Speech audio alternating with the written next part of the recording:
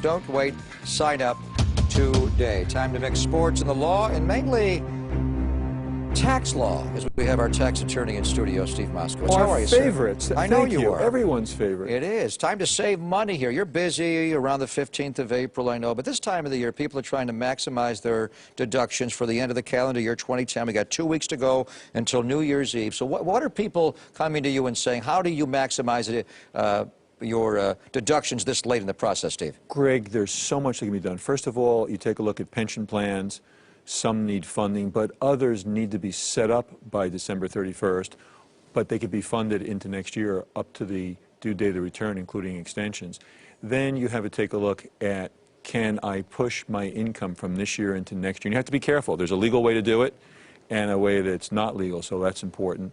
You want to do the legal way. You want to do the legal way. Yeah. Also, accelerating deductions. But then what you also want to do is not just say, wait a minute, I'm going to grab everything into this year. You want to take a look at next year. For example, next year there's a big benefit coming up for business people where you're going to be able to write off the full amount of your investments rather than depreciate them. You can still do that now to a large extent, but next year there's going to be something much larger. There's also provisions that are just signed by the President today, put in, that are going to expire in 2 years. So 2 years from now, we'll be having this conversation.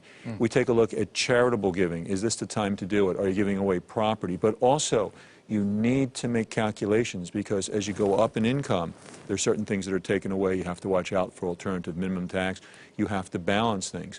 Another thing that's really good is you have an opportunity to take some legally tax-free cash out of your investments, where you take a look at the balancing of, if I've had some investments I lost money on and I can't really utilize that loss because it's the capital loss, I can sell some stock or other things, offset it, take my gains but not pay any tax on it. And it just, there's so much. I mean, I get excited about it, but there's so much that you can do, but it's individualized. And you have to stay current, because things are going to change from 2010 to 2011, which leads me to estate tax, which has been repealed, as we all know, for this calendar year 2010. Pending passage, it may come back over $5 million next year. But I do want to ask you about how it works this year.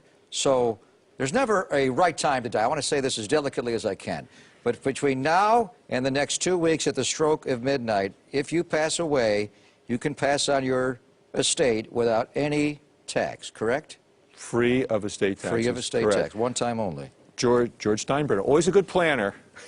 George, if you think he passed in July, Steve. He had a few. But it was 2010. He didn't want to push it to the last minute. But basically, what he did was he was able to save over half of his estate that would have gone to the government, now goes to his loved ones instead. So you have the estate planning there.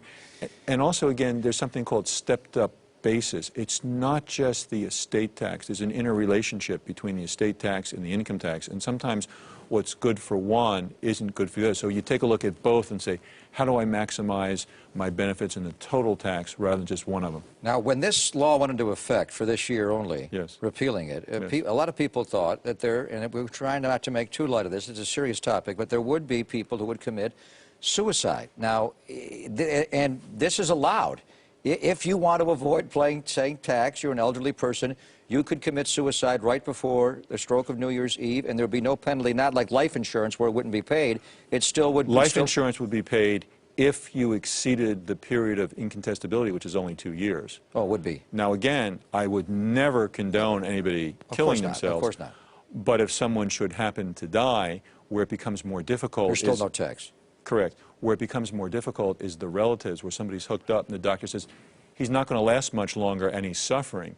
Do you say, hold him to the last few days in January, or pull the plug now and not pay the taxes? Again, I'm sure the decision's based on love, but the financial decisions could be tremendous. Depending how large the estate is. And there's a lot of jokes in the industry about that. It is a little None of which we tell. No, but it is a reality. As you estate plan, these things have to be discussed. And you know what? I mean, you think about your family and what you want to do, and you really do want what's best for them. Let's face it.